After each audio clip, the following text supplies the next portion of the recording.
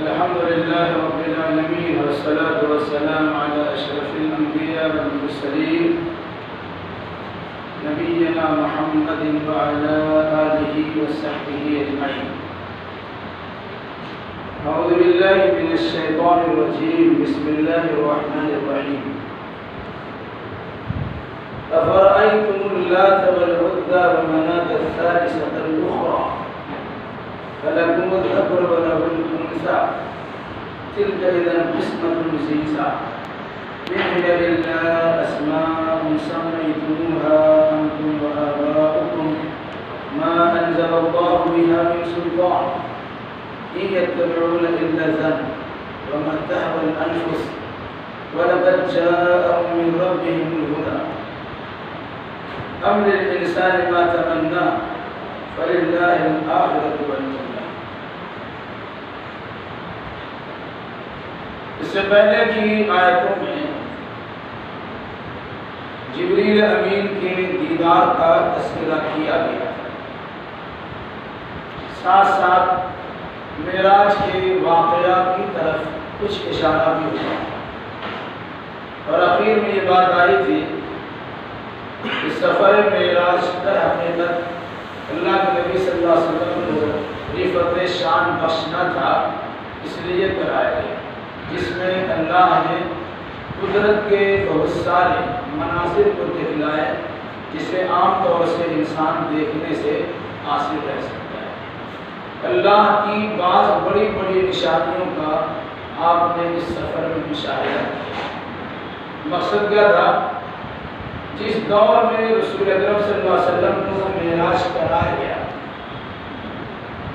اس دور کے حالات آپ کے حق میں بہتر نہیں تھے، لوگ آپ کے زبردست مخالف تھے، دنیا میں آپ کو جینا گویا دوبھر کر دیا تھا، بلکہ ہجرت کرنے پر مجبور بھی کر دیا تھا۔ جس طرف جاتے تھے آپ کی بات سنی نہیں جاتی، بلکہ آپ کے خلاف کارروائیاں ہوتی تھی، اور ساتھ ساتھ مکر و فریب کا طریقہ اپنایا جاتا ہے۔ اس دور میں اللہ نے اللہ کے نبی صلی اللہ علیہ وسلم سے یہ کہا، بلکہ عملی جامہ پہناتے ہوئے کہ دنیا آپ کی مخالف ہو جائے اس کی پرواہ نہیں ہے، جس رب کائنات نے آپ کو اپنا رسول منتخب کیا ہے وہ اپنا قرب خاص میں بلا کر آپ کی رفعت شان کا تذکرہ عالمی پیمانے پر کرنا چاہتا ہے۔ اس مناسبت سے آپ کو معراج کرایا گیا اور سفر معراج سے سرفراز کیا، جہاں آپ نے جنت و جہنم کا بھی نظارہ کیا، آسمانوں کی سیر بھی کی، ساتھ ساتھ تمام انبیاء و مرسلین کی بیت المقدس کی سرزمین پر مسجد اقصی میں امامت بھی فرمائی۔ اس طرح زمین و آسمان کے گویا امام بنا دیے، فرشتوں تک آپ کی رسائی ہوئی، انسان بھی آپ کے پیچھے نماز پڑھنے پر مجبور ہوئے، بلکہ سارے انبیاء و مرسلین بھی آپ کی امامت پر خوشی کا اظہار کی۔ اس طرح اللہ نے آپ کے مقام منصب پہنچا دیا۔ یقیناً جو آدمی اللہ کا ہو جاتا ہے اللہ اس کا ہو جاتا ہے۔ آگے کی آیتوں میں بت پرستی کے خاتمے سے متعلق کچھ بات بیان ہے۔ انبیاء و مرسلین کا پہلا کام اللہ کی ذات کی توحید کا پرچار کرنا ہوتا ہے، اور اس کے ساتھ کی جانے والی شرکیات کی تردید کرنا حاصل ہوتا ہے۔ چنانچہ آگے کی آیت میں اللہ نے فرمایا أَفَرَأَيْتُمُ اللَّاتَ وَالْعُزَّى وَمَنَاةَ الثَّالِثَةَ الْأُخْرَى، کیا تم لوگوں نے لات، عزا اور تیسرا بت منات کو دیکھا ہے؟ لات و منات و عزا یہ تین مشہور بت تھے قبیلہ قریش کے۔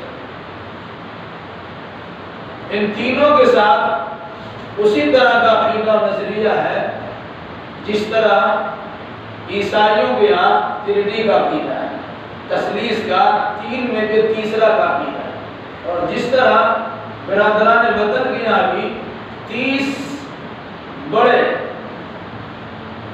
بتوں کا تذکرہ ہے، برہما، وشنو اور شیو، یہ تین ان کے بڑے، یہاں بھی عقیدہ تثلیثی کا فرما ہے۔ اہل کتاب میں سے بطور خاص عیسائیوں کی ابھی اسی قسم کا عقیدہ اللہ، عیسیٰ اور جبریل، یا اللہ، مریم اور عیسیٰ، یہ تین مل کے خدا ہے، تین میں کا تیسرا، جس کو عقیدہ تثلیث کہا ہے۔ قرآن نے ان بڑے بتوں کی تردید کر کے بتلا دیا کہ تمہارے بڑے بڑوں کا یہ حال ہے کہ چھوٹے کی کیا قیمت ہے۔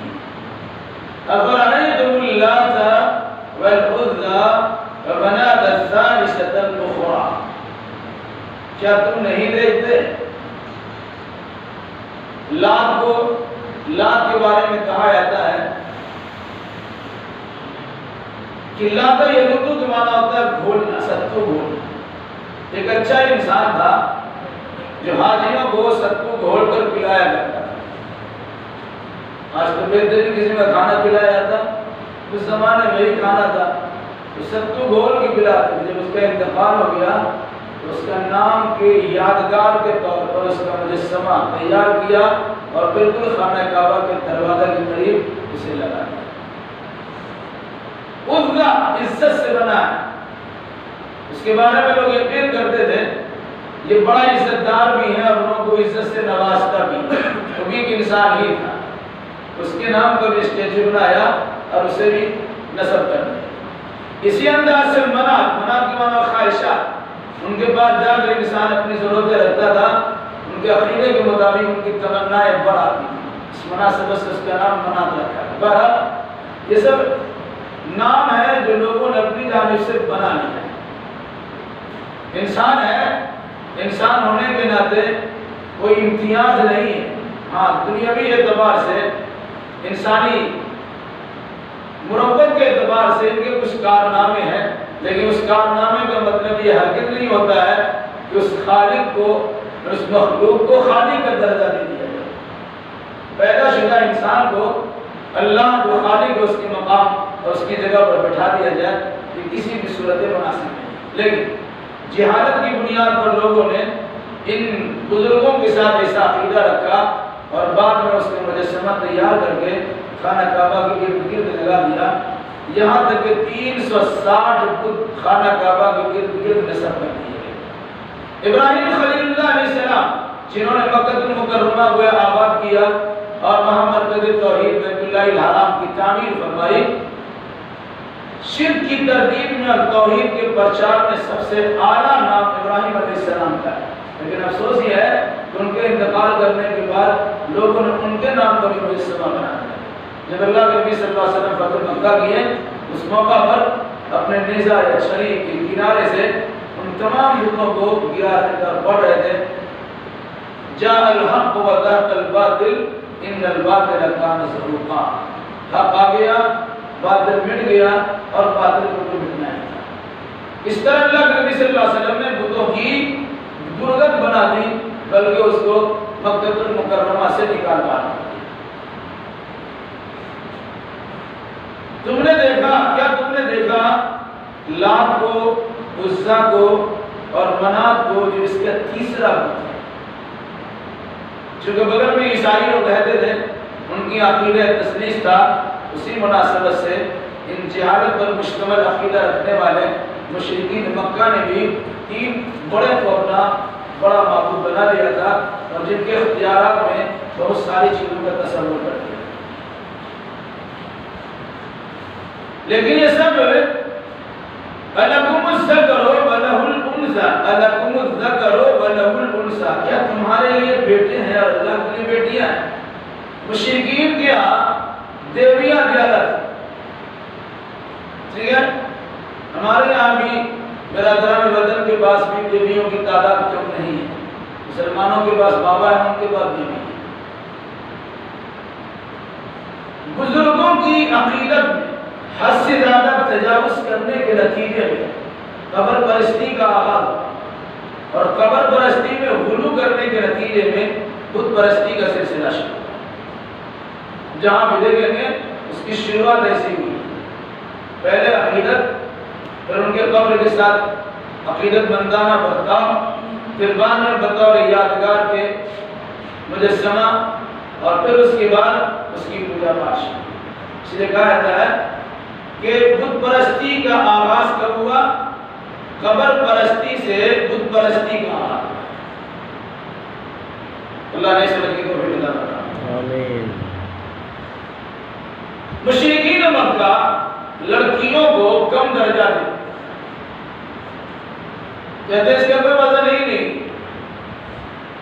جب وزن نہیں ہے تو اللہ نے سمجھانے کے لیے کہا تم اپنے لیے بیٹیوں کو گوارا نہیں کرتے ہو، لیکن فرشتوں کو اللہ کی بیٹی تصور کرتے ہو۔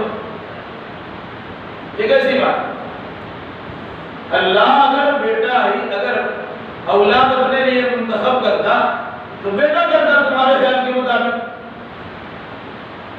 تم نے اللہ کے لیے بیٹیاں تصور کر لی، اور اپنے لیے جب بیٹیوں کی خوشخبری سنائی آتی ہے تو تمہارے چہرے پہ ہوائیں اڑنا شروع ہو جاتے ہیں، چہرہ تمہارا کالا پڑ جاتا ہے۔ اذا بشر احدهم بالانثى ظل وجهه مسودا وهو كظيم، جب کسی کو ان کے گھر بچی کی ولادت کی خوشخبری سنائی آتی ہے ظل وجهه مسودا، اس کا چہرہ کالا پڑ جاتا ہے، وهو كظيم، اور وہ گھٹ گھٹ کے مرنا شروع ہوتا ہے۔ جب تمہاری نگاہ میں بچی اتنی خراب ہے، بیٹی اتنی خراب ہے، تو فرشتوں کو بیٹی مان کر اللہ کی بیٹی تصور کیسے کرتے؟ اس کے بارے میں قرآن نے کیا کہا؟ تِلْكَ إِذًا قِسْمَةٌ ضِیزَىٰ، یہ بالکل ہی بھونڈی تقسیم ہے۔ اپنے لیے اچھی چیز کو مان لو اور اللہ کے لیے کم تر چیز کا تصور کرو۔ إِنْ هِيَ إِلَّا أَسْمَاءٌ سَمَّيْتُمُوهَا أَنْتُمْ وَآبَاؤُكُمْ، نہیں ہے یہ مگر کچھ نام جنہیں تمہارے آبا و اجداد نے موسوم کر دیا، جنہیں تمہارے آبا و اجداد نے نام رکھ دیا ہے۔ مَا أَنزَلَ اللَّهُ بِهَا مِن سُلْطَانٍ، اللہ نے اس سلسلے میں کوئی دلیل اور کوئی سند نازل نہیں کی۔ جن جن کو تم نے معبودان تسلیم کر لیا ہے وہ تمہارے بناوٹی نام ہیں، تم نے ان کو ایک مقام دیا، ان کو ایک نام دیا۔ اللہ کے پاس تمہارے پاس کوئی دلیل و قرآن نہیں ہے اور کوئی سند و سرٹیفکیٹ نہیں ہے، یہ بھی اس علاج ہے کہ اس کی پوجا پاٹ إِن يَتَّبِعُونَ إِلَّا الظَّنَّ وَمَا تَهْوَى الْأَنفُسُ، نہیں ہے مگر اتباع وہم و گمان کی پیروی کرنا اور خواہشات نفسانی کے مطابق چلنا۔ کچھ ذہن میں سوچ لیا اسی کو مان لیا، یا کچھ آپ کے دل نے چاہا اور اسے تسلیم کر لیا۔ کہاں کہ یہ آدمی ایسا ہے، اس کی پوجا پاٹ ہونی چاہیے، اس کی پذیرائی ہونی چاہیے، اس کا مقام منصب کو بلند کرنا چاہیے، اس کے سامنے زمین نیاز کو جھکانا چاہیے، اس کے بعد منت و سماعت کرنی چاہیے، اس سے تعلقات استوار کرنے چاہیے، یہ ہمیں اللہ تبارک و تعالیٰ کے قریب کرنا ہے۔ اس طرح تم نے کچھ متعین کر لیا، اور اس سے پہلے تمہارے باپ دادا نے بھی اس قسم کے لوگوں کو منتخب کر لیا تھا۔ یہ کوئی حقیقت میں ایسی کوئی چیز نہیں ہے کہ جس کو معبود بنایا جا سکے، یہ تمہارے وہم و گمان ہے یا تمہاری خواہشات نفسانی کے مطابق یہ عقیدہ و نظریہ ہے۔ وَلَقَدْ جَاءَهُم مِّن رَّبِّهِمُ الْهُدَىٰ، ان کے پاس ان کے رب کی جانب سے ہدایت پر مشتمل ہدایت نامہ آ چکا ہے۔ قرآن ہدایت نامہ ہے، ان کے پاس آ چکا ہے، لیکن اس سے ہدایت لینے کے بجائے اس پر توجہ ہی نہیں کرتے اور اپنی منمانی کرتے ہوئے، خواہشات نفسانی کی پیروی کرتے ہوئے، باپ دادا کی تقلید کی دہائی دیتے ہوئے ان شخصیتوں کو اپنا معبود بنا لیا اور اسی کی پوجا پاٹ کرنا شروع کیا۔ تو کیا انسان کے لیے وہ ساری چیزیں جس کی وہ تمنا کر رہے ہیں، انسان کی ساری تمنائیں بر نہیں آتی، اس کے سارے آرزو اور ساری خواہشات پوری نہیں ہوتی ہیں۔ کیوں؟ اس کے پاس اپنا اختیار ہی نہیں۔ ان چیزوں کو پورا کرنے والا وہ اللہ تبارک و تعالیٰ ہے۔ انسان تو خواہش کرتا ہے کہ عرش اللہ میں پہنچ جائے، نہیں پہنچ سکتا ہے۔ انسان کی خواہش ہوتی ہے کہ ساری چیزیں اپنے پاس جمع کر لیں، نہیں ہو پاتی۔ یہ سارا معاملہ دینا لینا، کس کو زیادہ دیا جائے، کس کو کم دیا جائے، یہ سب کس کے پاس میں ہے؟ فَلِلَّهِ الْآخِرَةُ وَالْأُولَىٰ، اللہ ہی کے اختیار میں ہے آخرت بھی اور دنیا بھی۔ دنیا آخرت کا مالک صرف اللہ تبارک و تعالیٰ ہے، وہ جس طرح چاہے گا انسان کے اپنے اختیار میں کچھ نہیں ہے کہ جو چاہے وہ کچھ کر لے، بلکہ وہ محتاج محض ہے ساری طاقتوں، ساری کوششوں، محنت کرنے کے باوجود بھی اتنا ہی اسے ملے گا جتنا اللہ تبارک و تعالیٰ کی مشیت اور اس کی چاہت۔ وَكَمْ مِن مَلَكٍ فِي السَّمَاوَاتِ لَا تُغْنِي شَفَاعَتُهُمْ شَيْئًا إِلَّا مِن بَعْدِ أَن يَأْذَنَ اللَّهُ لِمَن يَشَاءُ وَيَرْضَىٰ۔ کتنے فرشتے آسمانوں میں ہیں جو لا تغنی شفاعتهم شیئا، کہ ان کی سفارش ان کو کچھ کام آنے والی ہے، الا من بعد، ہاں مگر اس کے بعد کہ ان یأذن اللہ، اللہ جس کو اجازت دے دے اور جس کی سفارش کرنے پر اللہ راضی بھی ہو۔ میں نے بات کی ہے کہ اللہ کی بارگاہ میں سب لوگ اگر منمانی طریقے سے سفارش کرنا بھی شروع کر دیں اور اللہ کی مشیت و چاہت نہ ہو اس کی سفارش سننے کی، تو اللہ نہیں سن سکتا ہے اور کوئی زبردستی اللہ سے منوا نہیں سکتا۔ ہاں اگر اللہ تبارک و تعالیٰ کسی بندہ کے بارے میں سوچے گا یہ بندہ میرا ہے، ان سے بھول ہو گئی ہے، لیکن اس کا دل مطمئن تھا توحید کے ساتھ، کچھ لغزشیں، کچھ غلطیاں، کچھ خامیاں، کچھ کوتاہیاں ان سے ہو گئی ہے، تو اس کے لیے اللہ اس مخصوص بندوں کو سفارش و شفاعت کا حق دیتا ہے، اختیار دیتا ہے، کہ تم فلاں بندہ کے بارے میں سفارش کرو، جس کے بارے میں سفارش کی اجازت ہوگی اور جس کو سفارش کی اجازت ہوگی انہی کی سفارش ان کے حق میں قبول کی جائے گی۔ باقی تمناؤں کی زندگی کے لوگ بے شمار جیتے ہیں کہ فلاں صاحب بچے جائیں گے اور ہمیں شفاعت کرتے ہیں، ہم ان کی پوجا پاٹ تھوڑے کرتے ہیں، ان کے پاس زمین نیاز چکاتے ہیں، ان کے پاس منت و شوائب کرتے ہیں، ان کے پاس نظر و نیاز کی ڈالیاں نشاور کرتے ہیں، تو صرف اس لیے یہ اللہ کے قریبی بندے ہیں، اللہ سے ہمیں بھی قریب کر لیں گے اور قربت کا فائدہ یہ ہوگا کہ ہمیں سفارش کرا دیں گے۔ یہ قرآن کہتا نہیں، اللہ تبارک و تعالیٰ جس کے بارے میں چاہے گا، جتنی مقدار میں چاہے گا، جس وقت چاہے گا، جیسے چاہے گا وہ سفارش کروا بھی سکتا ہے اور اس کی سفارش قبول بھی کر سکتا ہے۔ ان الذين لا يؤمنون بالآخرة ليسمون الملائكة تسمية الأنثى، یقیناً جو لوگ آخرت پر ایمان نہیں رکھتے ہیں وہ فرشتوں کا نام عورتوں کے نام جیسا رکھتے ہیں۔ میرے بات آپ کی ہے کہ فرشتوں کو اللہ کی بیٹیاں تصور کرتے ہیں، جب بیٹی مان لیا تو نام عورتوں جیسا ہے۔ قرآن نے کیا کہا؟ یہ ان لوگوں کی حرکت ہے جن کا آخرت پر ایمان و یقین نہیں۔ اگر آخرت پر ایمان رکھے اور یقین کرے تو اس قسم کی حرکت کرنے سے پرہیز کرے۔ وَمَا لَهُم بِهِ مِنْ عِلْمٍ إِن يَتَّبِعُونَ إِلَّا الظَّنَّ وَإِنَّ الظَّنَّ لَا يُغْنِي مِنَ الْحَقِّ شَيْئًا۔ ان کے پاس اس سلسلے میں کچھ علم ہے ہی نہیں۔ فرشتے کیسی مخلوق ہیں ان کو پتہ ہی نہیں۔ فرشتوں کو اللہ کی بیٹیاں کہہ دیا کہ جہالت پر مشتمل عقیدہ ہے۔ فرشتے نورانی مخلوق اور ان انسان سے ہزاروں سال پہلے ان کی تخلیق ہوئی ہے، جو اللہ تبارک و تعالیٰ کی کائنات ہیں۔ کائنات میں اللہ نے فرشتوں کو متعین کر دیا اور اللہ کے احکام و قوانین کے پیش نظر بعض لوگوں کی نگرانی بھی کرتے ہیں اور بعض لوگوں پر اللہ کے عذاب کا نزول بھی کرتے ہیں۔ تو سارے کام ان کو لگائے۔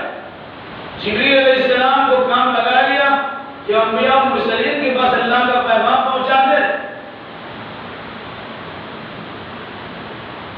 علاوہ اس کی میکائیل پر یہ ذمہ داری دی گئی کہ بارش کہاں برسانا ہے، بادل کو کہاں ہانپ کے لے جانا ہے، اس کا خیال کیا ہے۔ اسرافیل علیہ السلام بڑے فرشتوں میں سے فرشتہ ہے جن کی ذمہ داری دی گئی ہے کہ اپنے ہاتھ میں سور لیے آسمان کی طرف ٹک ٹکی نگاہ سے دیکھتے رہے کہ اللہ تبارک و تعالیٰ کی جانب سے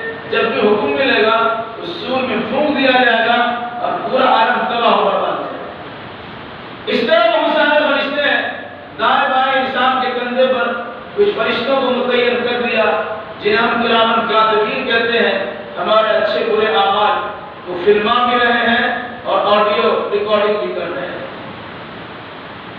علاوہ اس کے انسان کی حفاظت کے لیے بہت سارے فرشتے جنہیں قرآن نے حفظہ کہا ہے، ایسے فرشتے بھی معمول متعین ہیں، ورنہ انسان کو شیطان اور جنات تباہ و برباد کر دے۔ اللہ نے ان کے پیچھے فرشتے کو لگا دیا ہے، وہ شیطان کے شرارت سے، اللہ کے فضل و کرم سے انسان کو یہ فرشتے محفوظ ہیں۔ تو اللہ کے بہت سارے فرشتے، ان کو کیا پتا؟ انہوں نے دیکھ لیا کہ کچھ فرشتوں کا نزول ہو رہا ہے، پھر اس کے بارے میں تخمینہ اندازہ لگایا، پھر خیالات کی دنیا میں گھومنے لگے، ان کی ایک شکل دے دی، اور پھر اس کے بعد اور کوئی ایسا اس کا نام نہیں۔ اب دیکھیں گے مارکیٹ میں ایک فریم بکتا ہے، براق بنا ہوا ہے، براق کی سواری ہے گھوڑے کی طرح، بڑی خوبصورت عورت کی تصویر بنا کے اسی سواری پر اللہ کے نبی صلی اللہ علیہ وسلم کو معراج دی۔ مقصد کیا تھا؟ یہ قرآن پر فرشتے کی صفت پائی جاتی ہے اور فرشتوں کی ایک شکل بنا دی گئی، چونکہ فرشتوں کے بارے میں عقیدہ تھا کہ بیٹی ہے تو اور خوبصورت عورت کی شکل تھی۔ قرآن کیا کہتا ہے؟ ما لهم به من علم، ان کے پاس کوئی علم نہیں ہے، جہالت کی بنیاد پر عقیدہ اور نظریہ رکھتے ہیں۔ ان یتبعون الا الظن، یہ نہیں پیروی کرتے ہیں مگر وہم و گمان کی۔ یہ سوچ لیا کہ توہمات و خرافات جیسی چیزیں ان کے سامنے آ گئی، اسی پر عقیدہ اور نظریہ رکھ لیا اور اسی کی پیروی کرتے ہیں۔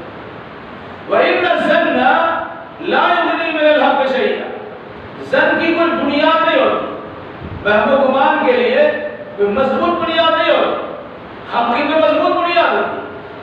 تو وہم و گمان سے، وہم و گمان حق کے بالمقابل کچھ فائدہ نہیں دیتی۔ قرآن و سنت کی بات تو حقیقت پر مشتمل اور مبنی ہے، اور ان کا عقیدہ کفار مشرکین کا عقیدہ، وہ جتنے عقیدے ہیں وہ سب کے سب اکثر بچی باتوں پر ہے، تخمینہ اور انداز کی بنیاد پر ہے، وہم و گمان کی صورت میں۔ تو وہم و گمان کیا مقابلہ کر سکتا ہے حقیقت پر مشتمل بیان تھا، اس نے کہا وَإِنَّ الظَّنَّ لَا يُغْنِي مِنَ الْحَقِّ شَيْئًا، ظن وہم و گمان حق کے مقابل کچھ بھی فائدہ نہیں دے سکتا۔ فَعَارِضْ عَمَّنْ تَوَلَّىٰ عَنْ ذِكْرِنَا وَلَمْ يُرِدْ إِلَّا الْحَيَاةَ الدُّنْيَا۔ اے نبی، ان لوگوں سے کنارہ کشی اختیار ہے جو لوگ ہمارے ذکر سے منہ موڑ لیتے ہیں۔ مراد یہ پیغام جو قرآن ذکر پر مشتمل ہے، عبرت و نصیحت سے پر ہے، ایسی کتاب سے کوئی توجہ ہٹا لے تو آپ کی توجہ کا مرکز ایسا انسان بھی نہ ہے، آپ بھی اس کو نصیحت منصیہ کریں، اس پر توجہ کریں، آپ بھی اس سے کنارہ کشی اختیار کیجئے، آپ بھی اعراض کیجئے، آپ بھی اس سے منہ پھیریے۔ دعوت و تبلیغ کے حد تک ان تک پیغام پہنچانے کی ذمہ داری آپ کی ہے، اب کوئی ماننے کے لیے تیار نہ ہو تو اس کے پیچھے اپنی جان کو جوخم میں ڈالنے اور حیرانی و پریشانی مول لینے کی کوئی ضرورت نہیں۔ وَلَمْ يُرِدْ إِلَّا الْحَيَاةَ الدُّنْيَا، اسی طریقے سے جو انسان صرف دنیا میں زندگی کے پجاری ہو، آپ کی بات ان پر کوئی اثر نہیں ہوتا، لاکھ سمجھانے کو آپ کو ماننے کے لیے تیار نہ ہو، پھر ایسے انسان کے پیچھے پڑنے کی ضرورت نہیں ہے، پیغام پہنچا دینا آپ کا کام تھا، پیغام پہنچا دیجئے اور اپنا کام کیا فرمایا؟ جو انسان ہمارے ذکر سے اعراض کرتا ہے، منہ موڑتا ہے، اور جو انسان صرف دنیاوی زندگی کی چاہت و خواہش رکھتا ہے، آپ اس سے کنارہ کشی کرتا ہے۔ ذَلِكَ مَبْلَغُهُم مِّنَ الْعِلْمِ إِنَّ رَبَّكَ هُوَ أَعْلَمُ بِمَنْ ضَلَّ عَنْ سَبِيلِهِ وَهُوَ أَعْلَمُ بِمَنِ اهْتَدَىٰ۔ یہ ان کا مبلغ علم ہے، ان کی علمی پہنچ اتنا ہی ہے۔ آج بھی بڑے بڑے سائنسدانوں کی بڑی مہارت دکھائی دیتی ہے، لیکن آسمانی دنیا تک اس کی پہنچ نہیں ہے۔ اللہ کے نبی صلی اللہ علیہ وسلم ساتوں آسمان کی سیر کر کے چلے جائیں. جن کو علم پر ناز ہے ان کا حال یہ ہے کہ بھی آسمان تک ہی پہنچے ہیں، اس سے بہت نیچے. کہا ذالک مبلغہم من العلم، یہ ان کا علمی مبلغ ہے، علمی پہنچ نہیں ہے، وہ اپنے بارے میں جانتے نہیں ہے. پیدا کیسے ہوا اس کو پتا بھی نہیں، اس کی کیفیت کیا تھی اسے معلوم بھی نہیں. اس مناسبت سے کہا ذالک مبلغہم من العلم، یہ ان کا مبلغ علم ہے، علمی پہنچ ان کی اتنی ہے. ان ربک هو اعلم بمن ضل عن سبیلہ، یقین آپ کا رب اسے اچھی طرح جانتا ہے جو اس کے راستے سے بھٹک گیا ہے. وہ اعلم بمن اہتدی، اور اس کو بھی جانتا ہے اچھی طرح جو ہدایت کا راستہ پا چکا ہے. ایمان والے ہدایت کا راستہ پا چکے ہیں، اللہ اس کو بھی جانتا ہے. اور یہ کفار مشرکین جو وہم و گمانوں کے نتیجے میں واحد تباہی خیالات رکھتے ہیں، اللہ اس کو بھی جانتا ہے. ان کے پاس علم نام کی کوئی چیز نہیں ہے، ویسی جہالت پر مشتمل ان کا عقیدہ نظریہ ہے. اس میں پڑھے لکھے لوگ بھی کم ہیں، امی محض ہی، ویسے بھی ان کے اندر لوگ پڑھے لکھے کم ہیں. اور اس کے علاوہ علم جو ہونی چاہیے انہیں علم حاصل کرنے کا شعور بھی نہیں ہے اور یہ چاہتے بھی نہیں. ایسے لوگوں کے پیچھے پڑ کر اپنے آپ کو پریشانی مول لینے کی ضرورت ہے. اس لیے آپ کا کام ہے پیغام پہنچانا، اس حد تک تم سے ملتے جلتے رہیے. اب کوئی ماننے کے لیے تیار نہیں ہے، کوئی ایمان لانے کے لیے تیار نہیں ہے، اب اس کے لیے بار بار پریشانی مول لیتے ہیں، اپنے آپ کو جوخم میں ڈالتے ہیں. تو ایسا کام مت کیجیے.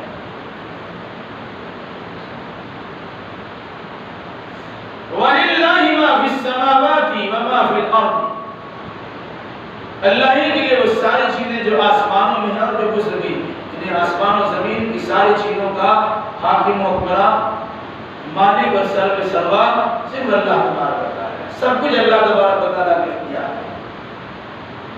لِيَجْزِيَ الَّذِينَ أَسَاءُوا بِمَا عَمِلُوا، تاکہ جن لوگوں نے برا عمل کیا ہے اس کے برے عمل کی سزا انہیں دے. وَيَجْزِيَ الَّذِينَ أَحْسَنُوا بِالْحُسْنَى، اور جن لوگوں نے اچھا عمل کیا ہے ایسے انسان کو ان کے اچھے عمل کا اچھا بدلہ دے. برا کرے گا برا بدلہ پائے گا، اچھا کرے گا اچھا بدلہ پائے گا. یہ اللہ تبارک و تعالیٰ بدلہ دے گا. کیوں؟ آسمان میں کوئی برائی کرے کہ زمین میں کوئی برائی کرے، آسمان و زمین کے درمیان کوئی برائی کرے، اللہ ان کو ان کی برائی کی سزا دینے پر قادر ہے. آسمان میں کوئی اچھائی کرے، زمین کے اندر اچھائی کرے، یا آسمان و زمین کے درمیان کوئی اچھائی کرے، تو اللہ تبارک و تعالیٰ کے اختیار میں چونکہ آسمان و زمین اور اس کے اندر پائی جانے والی ساری چیزیں اللہ کے اختیار میں ہے، تو اچھا کرنے والوں کا اللہ اچھا بدلہ دے گا. الذين يجتنبون كبائر الإثم والفواحش إلا اللمم إن ربك واسع المغفرة وأعلم بكم إذ أنشأكم من الأرض وإذ أنتم أجنة في بطون أمهاتكم فلا تزكوا أنفسكم وأعلم بمن اتقى. اچھا عمل کرنے والے کون ہیں؟ اللہ ان لوگوں کو اچھا بدلہ دے گا جنہوں نے اچھا عمل کیا. اور جو لوگ الذین یجتنبون کبائر الإثم، جو لوگ بڑے بڑے کبیرہ گناہوں سے بچتے ہیں، بڑے بڑے گناہوں سے یعنی کبیرہ گناہوں سے اجتناب کرتے ہیں، والفواحش اور فحش کاری، کھلے عام برائی سے بھی بچتے ہیں. الا اللہ، ہاں اس سے معمولی لغزش ہو سکتی ہے. کہا جو لوگ معمولی لغزشوں کو چھوڑ کر کبیرہ گناہوں سے اور فحشکاری کی چیزوں سے بچتے ہیں، ایسے انسان کو ان کے اچھے عمل کا پورا بدلہ اچھے عمل کی شکل میں یا اچھی جزا یا اچھا بدلہ کی شکل میں اللہ ضرور عطا کرے. کیوں؟ ان ربک واسع المغفرہ، آپ کے رب کی دامن مغفرت بہت وسیع، پوری دنیا کو چاہے بخش دینا چاہے اللہ بخش دیتا ہے. جس رسول کا مفہوم ہے دنیا کا سارا انسان ابلیس سے بدتر ہو جائے، فرعون و نمرود جیسا ہو جائے، اور اگر اللہ تبارک و تعالیٰ بخشنے پر آئے تو سب کو بخش دیتا ہے. اور اگر سارا انسان انبیاء و مرسلین یہ نیک اور اچھے انسان کے طرز پر زندگی گزارنا چاہے، اور اگر اللہ تبارک و تعالیٰ چاہے کہ سب کچھ جہنم میں ڈال دے تو ڈال بھی سکتا ہے، وہ اللہ سے کوئی مقابلہ کرنے کے لیے ہے۔ یہ اللہ کے مشان، یعنی انبیاء و مرسلین بھی اللہ کے سامنے دم نہیں مار، جو کہہ دیا گردن جھکا کے سننے کے لیے تیار ہے اور ماننے کے لیے تیار ہے۔ لیکن چپیدی اور چپیدی کے شعبے کا کیا ہے، جن کا کوئی وزن نہیں ہے، وہ اللہ تبارک و تعالیٰ سے آگے بڑھاتا ہے، اللہ کے قانون کی خلاف ورزی کرتا ہے اور اس کے قانون سے متعلق بدزبانی کرتا ہے۔ قرآن نے کیا کہا کہ اللہ اچھے عمل کرنے والے انسانوں کو اچھا بدلہ دے گا، بطور خاص جو لوگ کبیرہ گناہوں سے بچتے ہیں، فحشکاری سے اپنے آپ کو محفوظ رکھتے ہیں، معمولی لغزش اور فروغ داشت ہو جانا تو انسانی فطرت ہے، اس کو چھوڑ دیے۔ پھر فرمایا ان ربک واسع المغفرۃ، یقیناً آپ کا رب بہت زیادہ معاف کرنے والا، آپ کے رب کی دامن مغفرت بڑا وسیع ہے، اس میں جس کو بھی چاہے کرے۔ یاد رکھیے گا کوئی انسان عمل کر کے سوچے گا کہ ہم جنت میں چلے آئیں گے، اس کا سوچنا بھولے۔ ایک بار اللہ کے نبی نے فرمایا کہ تم میں سے کوئی انسان یہ نہ سمجھے کہ اپنے عمل سے جنت میں چلا جائے۔ عمل کرنے کا حکم دیا، عمل ایک ذریعہ ہے، لیکن آدمی کچھ عمل کر کے سوچ لے گا بس عمل کر لیا تو چلے ہی جائیں گے، پتہ نہیں۔ صاحب نے جب بتا دیا رسول اللہ اللہ کے نبی کہ آپ بھی اپنے عمل کی بدولت جنت میں نہیں جائیں گے، آپ نے فرمایا بلا میں بھی نہیں آؤں الا ان يتغمدني الله ربي بمغفرة ورحمة۔ ہاں اگر میرا رب اپنی دامن رحمت میں اور اپنے سایہ مغفرت میں مجھے جگہ دے گا تب میں جنت میں جا سکتا ہوں۔ جن کی خطائیں، جن کے گناہ، جن کی لغزشیں اللہ نے پہلے معاف کر دی ہے، ان کا اپنے بارے میں خیال کہ ہم بھی اللہ تبارک و تعالیٰ کی رحمت اور مغفرت کے بغیر جنت میں نہیں آ سکتے، تو ہمارا آپ کو کیا معاملہ ہے؟ اس لیے ہمیں اعمال کر کے اللہ کا شکر گزار ہونا چاہیے، اور اعمال کرنے کے نتیجے میں ہمیں اپنے آپ کو بڑا نرم ہو جانا چاہیے، اور اللہ سے مغفرت کی بھیک مانگنی چاہیے اور رحمت کا سوال کرنا چاہیے۔ یقیناً اللہ کی رحمت و مغفرت ملے گی، ہمارا بیڑا پار ہوگا اور ہم جہنم سے بچ کر جنت کے عالی شان عمارتوں میں جلوہ افروز ہو سکیں۔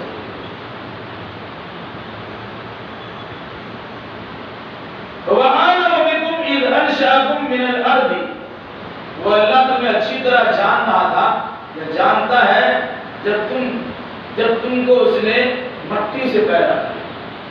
انسان مٹی سے بنا، آدم علیہ السلام کے لیے پوری دنیا کی مٹی کا نچوڑ بنایا گیا، اسے سڑایا گیا، گلایا گیا، اس کا خمیر تیار کیا گیا، اور پھر اس کے بعد مجسمہ بنایا گیا، پھر اس کی روح ڈالی گئی۔ اس مناسبت سے کہا جاتا ہے انسان کو مٹی سے بنایا گیا، فرشتوں کو نور اور روشنی سے بنایا گیا، اور جنات کو آگ سے بنایا گیا۔ تو کہا اللہ تم کو اس وقت سے جانتا ہے جب تم کو مٹی سے اس نے بنایا تھا۔ وَإِذَا أَنتُمْ أَجِنَّةٌ فِي بُطُونِ أُمَّهَاتِكُمْ، اور اللہ تم کو وہاں بھی جان رہا تھا جب تم اپنے ماں کے پیٹ میں جنین تھی، چھوٹا سا بچہ ابھی رحم مادر میں استقرار حمل ہوا، ماں باپ کے میل ملاپ کرنے کے نتیجے میں دونوں کا پانی ایک ساتھ جمع ہوا اور رحم مادر میں ہوا۔ پھر کچھ دنوں کے بعد وہ خون کا لوتھڑا بنا، پھر وہ گوشت بنا، اور پھر اس کے بعد ہڈیاں چڑھائی گئی، پھر اس کے بعد آہستہ آہستہ انسانی شکل بنی۔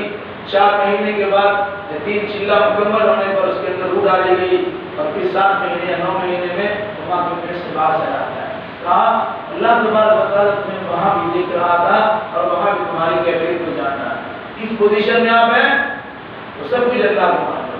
جب پیدا کرنے کا ارادہ کیا، مٹی کا خمیر تیار ہوا، اللہ اس وقت بھی دیکھ رہا تھا اور جان رہا ہے، اور جب تمہارے ماں کے حمل میں استقرار حمل کی شکل میں جنین کی صورت میں پیدا کیا، تو اللہ تبارک و تعالیٰ وہاں بھی جانتا ہے، اور کون جانتا ہے؟ فَلَا تُزَكُّوا أَنفُسَكُمْ، جب تمہاری کیفیت و پوزیشن یہ ہے تو اپنی پاک بازی کا تقویٰ مت کرو۔ انسان کیا ہے اللہ اسے اچھی طرح جانتا ہے، تھوڑا سا انہیں کچھ مل جاتا ہے، پورے نہیں سمجھتا، اترانا شروع کرتا ہے، شیخی بگاڑنا شروع کرتا ہے، اس اس کا پاؤں عرش معلیٰ پہ چلاتا ہے، زمین پہ نہیں رکھتا ہے۔ کیا فرمایا؟ اگر 2-4 وقت کی نماز پڑھ لیا، 2-4 صدقہ و خیرات کر لیے، کچھ اچھے اعمال بجا رہے ہیں، اس کا یہ مطلب نہیں ہے کہ اپنی تقویٰ و طہارت کا پرچار ہو جائے کرنا شروع کریں۔ فَلَا تُزَكُّوا أَنفُسَكُمْ، اپنی تزکیہ کا تذکرہ مت کرو، اپنی پاک بازی کا ذکر اور اس کا ڈھنڈورا مت ملو۔ اللہ تبارک و تعالیٰ تمہیں جانتا ہے تم کس خبیث سے تیار ہے۔ انسان کی ساری عقل، ساری بڑائی، ساری شیخی نکل جاتی ہے کہ 1 منٹ کے لیے وہ سوچے گا کتنا مجبور ہے، باتھ روم میں چلا جائے، ٹوائلٹ میں بیٹھا ہوا ہے، وہ دیکھ لے اپنے آپ کو کتنا مجبور ہے محض ہے۔ پیشاب کا قطرہ اگر رک گیا، لاکھوں روپیہ خرچ کر کے پیشاب کا قطرہ باہر کرواتا ہے۔ پیخانہ کسی کو نہیں ہو رہا ہے، اس کے لیے کتنی پریشانی ہوتی ہے، کیا کیا جتن کرتا ہے۔ اور ابھی معمولی سا مسئلہ آپ کے سامنے کورونا کی شکل میں ہے، آکسیجن نہیں ہے۔ اللہ کی وسیع و عریض سرزمین پر کتنے آکسیجن ہیں، ساری کائنات کو آکسیجن اللہ تبارک و تعالیٰ مفت میں فراہم کرتا ہے۔ آج معمولی سی پریشانی ہوتی ہے، آکسیجن کی کمی آپ کے لیے کرا دی گئی، یہاں کے اندر سانس لینے کی سکت اور صلاحیت کو چھین لیا گیا، ناک اور منہ سے ان چیزوں کو خود بتاتے خود آپ پہنچا نہیں پا رہے ہیں، تو آکسیجن کی کمی مان کر کتنی پریشانی آپ کے سامنے ہے۔ یہ حالت آپ کی ہے، اور تھوڑی سی کچھ دولت مل جائے، شہرت مل جائے، خوبصورت ہو جائے، یا اور بھی کچھ صحت و تندرستی مل جائے، ڈرانا شروع کر دے۔ کیا فرمایا اللہ نے؟ فَلَا تُزَكُّوا أَنفُسَكُمْ، اپنی تزکیہ مت بتاؤ، اپنی بڑائی کا اظہار مت کرو۔ وَأَعْلَمُ بِمَنِ اتَّقَىٰ، تم میں سے متقی کون ہے اسے اللہ اچھی طرح جانتا ہے۔ ہمارا حال کیا ہے؟ 2-4 وقت کی نماز پڑھتے ہیں تو اپنے آپ کو جنتی باقی سب کو جاننا نہیں سمجھتے، کچھ صدقات و خیرات کر لیا تو کالے برا کی زندگی گزارتے ہیں، محلے میں چلتے ہیں تو اپنی غریبوں کی دیکھ ریکھ بھی کرتے ہیں۔ کسی کی پرسان حال آپ نے کر لی، تعریف کر لی، پھر آپ کا سینہ چوڑا ہو جاتا ہے کہ آپ نے بہت بڑا کارنامہ انجام دیا۔ یہ عام طور سے انسانی فطرت ہے۔ پھر اپنے آپ کو متقی و پرہیزگار بنانا کہ ہم تو بڑے متقی ہیں، تحقیق گزاری بھی کرتے ہیں، اشراق میں ہمارا چھوٹتا نہیں ہے، ہم 4 کی نمازیں پڑھتے ہیں اور بہت سارے خیر خیرات کے کام بھی کرتے ہیں، ہمارا تو معاملہ بسا بسا ہے۔ قرآن کہا نہیں، اپنا تزکیہ مت بگاڑو اور اپنی بڑائی کا اظہار مت کرو، اللہ جانتا ہے تم میں سے کون متقی ہے۔ دل میں اگر ہلکا سا خیال پیدا ہو گیا کہ اس عمل کے نتیجے میں لوگ ہمیں اچھا سمجھنا شروع کر دے، کیا صدقہ و خیرات آپ نے کیا اور یہ سوچ لیا کہ اس کے پرچار ہو جائے، اس کی نمائش ہو جائے، اس سلسلے میں تھوڑی آپ کی تعریف ہو جائے اور آپ نے تعریف سننا میں گوارا کر لیا، سب برباد ہو